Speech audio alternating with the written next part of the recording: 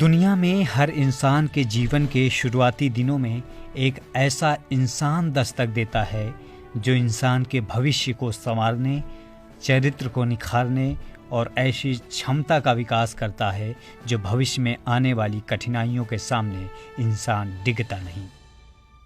वो इंसान को जिंदगी जीने का गुर भी सिखाता है, वो उसका करियर भी बनाता है। वो शिक्षक ही हैं जो अच्छी तालीम देकर बच्चों के भविष्य को नई दिशा देते हैं। इलाके के बारे में साफ बाढ़ आती है और साफ बड़ा परेशानी पड़ती है और साफ नाव से आते हैं और पैदल भी आते हैं, फिर भी आते हैं और हमारे बच्चों को जो है घर घर पढ़ाते हैं और खूब बढ़िया मास्टर हैं, खूब पढ़ाते हैं। हालांकि आधुनिक शिक्षा और पुरातन शिक्षा में बड़ा बदलाव आया है। इस दौरान शिक्षा के माध्यमों और बदलते तौर तरीकों को जगह मिली है। पाठ्यक्रम बदला तो शिक्षक भी बदल गए, लेकिन आज भी कुछ ऐसे शिक्षक हैं जो तमाम दुश्वारियों के बीच बच्चों के भविष्य को संवारने के लिए खुद को खपा रहे हैं। ऐसी ही मिसाल पेश की है मुरादाबाद के रहने वाले शिक्षक हरनंदन ने। चाहे तूफान आए, बारिश आए या बाढ़ आए, लेकिन हरनंदन इन कठिनाइयों के बीच बच्चों को शिक्षित करने में कोई कोताही नहीं बरतते थे। तो हमने ये जो 1 से लेकर 10 तक इसमें गिनती है ना, के समय बहुत मुसीबत होती है, बाढ़ भी आती है और टूटी फूटी रास्ता है और बाढ़ आने में बहुत परेशानी होती है। इतनी भी परेशानी हुई मासा वाकई लॉकडाउन में भी पढ़ाया है। पढ़ने में कोई परेशानी ना आए, बहुत बच्चों को अच्छी तरीक़ा से पढ़ाया है, हमारे बच्चे भी तेज हैं पढ़ने में। शिक्षक हरनंदन रसूलपुर नगली में बतौर प्रधानाचार्य कार्यरत हैं। पिछले 4 सालों से विपरीत परिस्थितियों में बच्चों को शिक्षित कर रहे हैं। वहीं कोरोना काल में बच्चों की पढ़ाई पर संकट आया तो सरकार ने ऑनलाइन कक्षाओं के संचालन की अनुमति दी। ग्रामीण क्षेत्र में इंटरनेट की समस्या और अभिभावकों के पास स्मार्टफोन न होने से हरनंदन को कुछ नया करने की सूझी।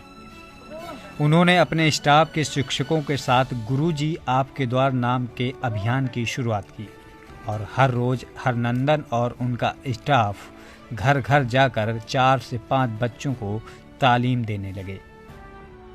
हमारा जो प्रयास है कि सर्वप्रथम कि दूर दराज का ग्रामीण क्षेत्र का विद्यालय है, चारों तरफ से नदियों से ये घिरा हुआ है क्षेत्र है, तो ऐसे में सबसे पहले दिक्कत है कि यहाँ जो गरीब बच्चे हैं उनके पास एंड्रॉयड मोबाइल फ़ोन नहीं है। तो हमने जो बच्चों को एंड्रॉयड मोबाइल से ग्रुप बनाए क्लास वाइज वो ऑनलाइन क्लास के लिए, मगर वो हमारी क्लास ज़्यादा सफल नहीं हो पाई। कुछ बच्चे हमारे काम उसमें भेजते थे, मगर सब बच्चों से जिनके पास एंड्रॉयड फ़ोन नहीं है वो हमसे टच नहीं हुए, हमसे दूर रहे। ऐसे में हमने सोचा कि हम विद्यालय आ रहे हैं तो हमने कहा कि क्यों ना हम यहाँ बैठने से अच्छा है कि बच्चों को हम घर घर जाकर उनसे टच में रहें, उनके संपर्क में रहें, ताकि वो अपने ज्ञान को भूल ना सके, उनका रिवीजन चलता रहे।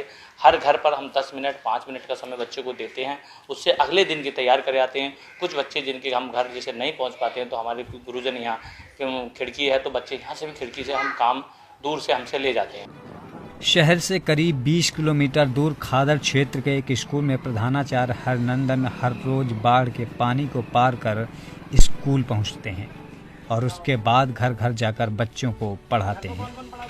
2018 में हरनंदन को राज्य अध्यापक पुरस्कार से भी नवाजा गया था।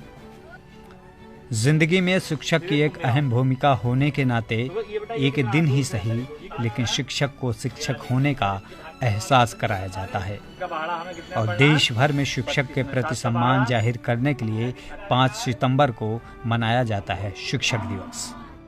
तो इसी परिस्थिति को हमने देखा तो बाढ़ का पानी काफ़ी था।